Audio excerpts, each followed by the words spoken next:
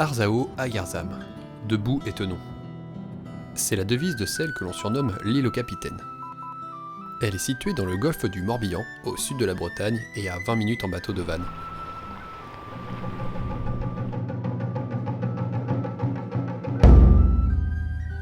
L'île d'Ar, ou Énéar comme on dit en breton, est petite par la taille avec ses 269 hectares et ses 17 km de côte, mais comme on va le voir, elle est riche d'un patrimoine historique et culturel. Commençons notre exploration de l'île par un voyage à l'ère néolithique. L'île d'Ar était alors déjà peuplée, comme en atteste la présence de nombreux sites mégalithiques. On peut en effet les trouver en plusieurs points de l'île, comme ici à la pointe de Lius, où l'on peut voir ses vestiges de dolmen. Même si, comme on va le voir, l'île a une grande histoire, elle a aussi son lot de légendes. Comme celle de la pointe de Brouel et son homonyme sur l'île aux Moines, qui était jadis rattachée par un isthme. C'est donc l'histoire d'un amour impossible entre une habitante de l'île aux Moines et un île d'Arrêt. Il faut savoir que de tout temps, il y a une concurrence entre ces deux belles îles du Golfe. Un prêtre aurait prié pour les empêcher de se voir et aurait alors sonné la destruction, par une main divine, de ce bout de terre reliant les deux îles. Par désespoir, la femme se serait jetée à la mer et se serait changée en sirène. Après le néolithique vint l'Antiquité et les Romains qui ont par la suite investi les lieux, intéressés par la fertilité des terres. Enfin, les Bretons sont arrivés vers le 5e siècle. Par la suite, en 1008, le duc Geoffroy de Bretagne fait don de la moitié sud de l'île à Saint Félix, abbé d'Orvis. Les moines y bâtissent alors un prieuré et l'église Notre-Dame, rebaptisée aujourd'hui église de la Nativité de Notre-Dame, qui culmine l'île sur sa butte à 17 mètres au-dessus du niveau de la mer. Oui, c'est pas vraiment haut. Mais l'avantage, c'est qu'on voit l'église de n'importe où sur l'île. Bon point de repère. Le prieuré a été sécularisé pendant la Révolution, pour devenir finalement aujourd'hui la mairie et l'école de l'île.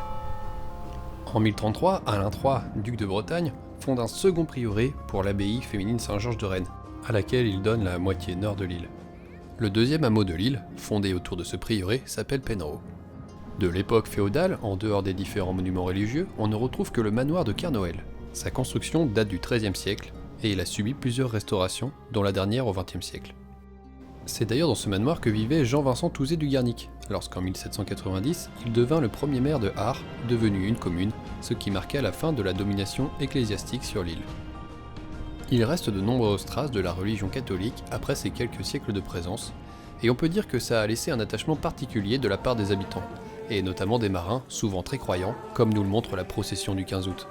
L'île garde d'ailleurs une culture qui lui est propre, notamment au niveau du vocabulaire, comme par exemple chibouette, gariguette, rigado, plein de noms marrants.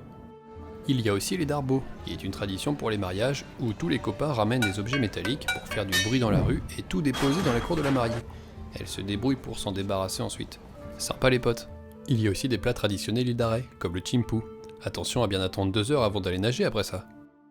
Depuis la fin du 18e jusqu'au début du 20e, l'île d'Ar a vécu principalement de l'activité maritime, d'où la présence de plusieurs cales autour de l'île. Les hommes servaient dans la marine et ont contribué à la prospérité du commerce vantais, d'où le surnom de l'île au capitaine, comme on le disait au début. Les femmes, surnommées les gardiennes de l'île, restaient sur l'île pour cultiver la terre. Au milieu du 18e siècle, il y avait 12 fermes sur l'île et 170 hectares cultivés. Les salines de Rudevent ont été en activité du temps de la Gabelle et jusqu'à la généralisation de la boîte de conserve au milieu du 19e siècle. La digue est aujourd'hui en grande partie détruite. L'entrepôt de la compagnie du Varec est aujourd'hui un centre de vacances privé. Cette bâtisse servait autrefois à entreposer le sel, puis du goémon, appelé aussi varech. Les algues récoltées, très bon isolant, sont utilisées pour faire des matelas. Beaucoup de femmes de l'île y travaillaient. L'activité de récolte et de séchage perdura jusqu'à la veille de la Seconde Guerre mondiale.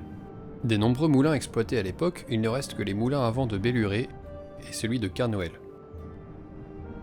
Et le moulin à marée de Bernot, cher au cœur des Iliens. Celui-ci a été construit au XVIe siècle et a fonctionné jusqu'en 1910. Par la suite, par manque d'utilisation, il s'est dégradé, mais a été restauré dans les années 90 par une association locale, et on peut aujourd'hui traverser sa digue. Et puis, ça fait de super photos. Au plus fort de la période de commerce et de culture, l'île comptait plus de 1200 habitants. Aujourd'hui, il y a 250 habitants l'hiver et 2500 l'été. Elle attire près de 200 000 touristes par an, c'est grâce notamment à ses nombreuses randonnées pédestres tout autour de l'île.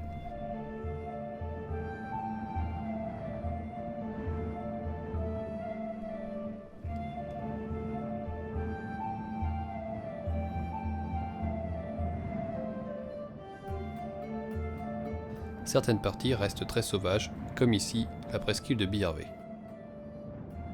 La semaine du Golfe, qui se déroule entre autres au niveau de Penra tous les 2 ans, attire également bon nombre de touristes.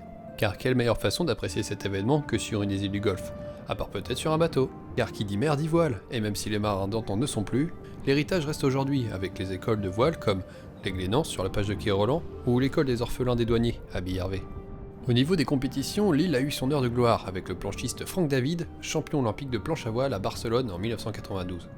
Ce qui n'empêche pas les animaux de trouver leur place au milieu de toute cette activité, à l'instar des oies bernaches de Sibérie, et des nombreuses espèces locales qui évoluent dans les différentes baies de l'île. Que ce soit à pied ou à vélo, en bateau ou en planche à voile, pour vous aérer l'esprit dans ces magnifiques paysages ou en apprendre plus sur son histoire et sa culture, l'île d'Arr mérite vraiment d'être explorée.